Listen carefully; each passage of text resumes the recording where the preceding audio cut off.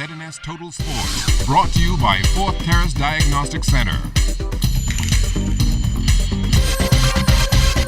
Welcome to sports, everybody. This summer will be a very busy one for the Bahamas Basketball Federation, and they hope to have all the country's best players in town to compete for a spot on our various national teams. Kelsey Johnson tells us more.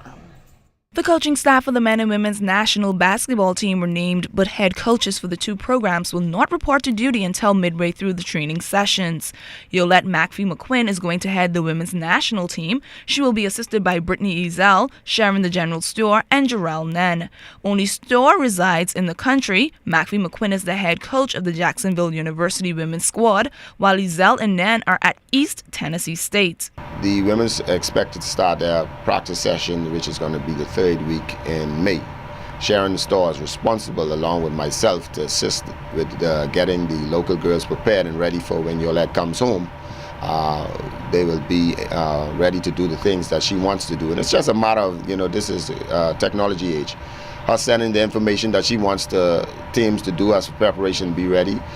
Myself and Store has the knowledge to understand what she's sending us and be able to disseminate that information and teach the information to the players, and they'll be ready. So that wouldn't be of a big of concern from her absence off the island for when she comes. Larry Eustace is the men's head coach. Mario Boleg, Wade Watson, and Steve Barnes are his assistants. First of all, the men have to get home. We have sent out invitations. We've spoken to many of them by Facebook, by emails, and we have greater interest than we have had before in the past few years. We have quite about 40 plus players have already shown interest wanting to come home, and this is at the collegiate level, at the professional level, and at the local level. So the task is going to be, with the coaches to cut this team, so the senior man is not going to be of a problem. We also start practice for that team, which is going to be the second week of May, which is going to be right after the BBF Nationals. The Bahamas Basketball Federation's National Basketball Championships will be held in New Providence May 1st through the 3rd.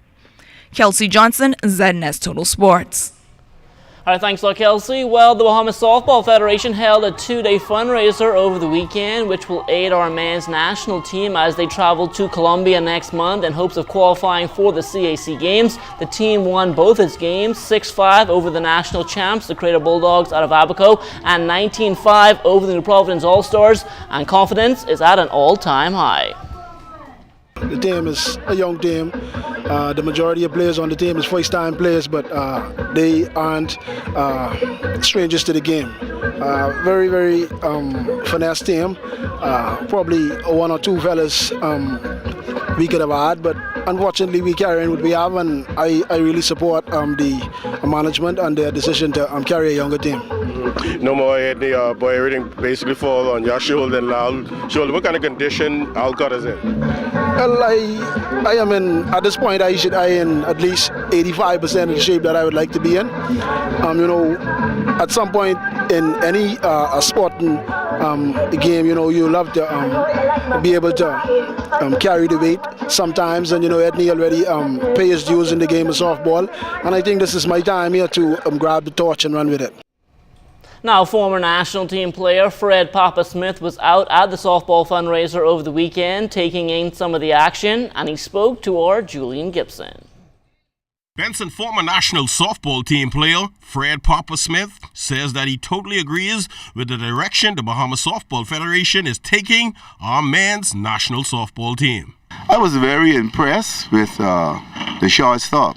He has very good range, he has a good bat speed.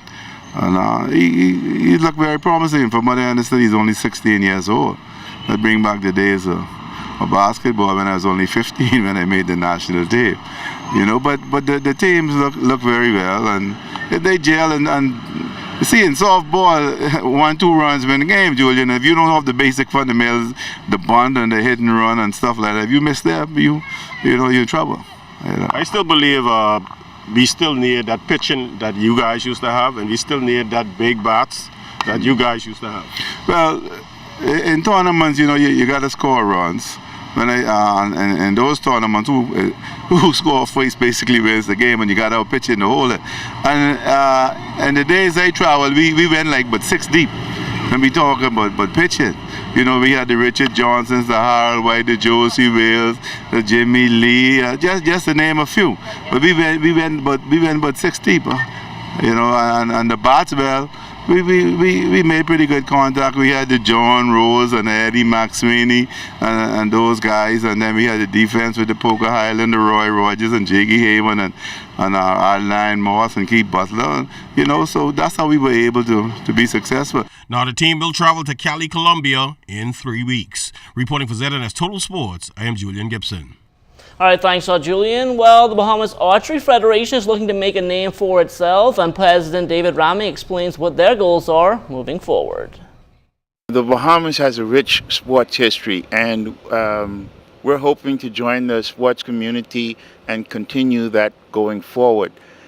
It's our view that the best way forward is to introduce archery at the primary school and junior school levels, and that would give us a broad base from which we'll have a number of players, both males and females, to choose from, and then we can select the better ones who are more dedicated and who push it and who want to achieve the qualifications of becoming representatives of the Bahamas.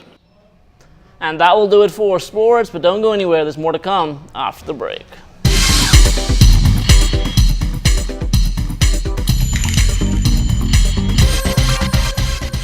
This is ZNS Total Sports, brought to you by Fourth Terrace Diagnostic Center.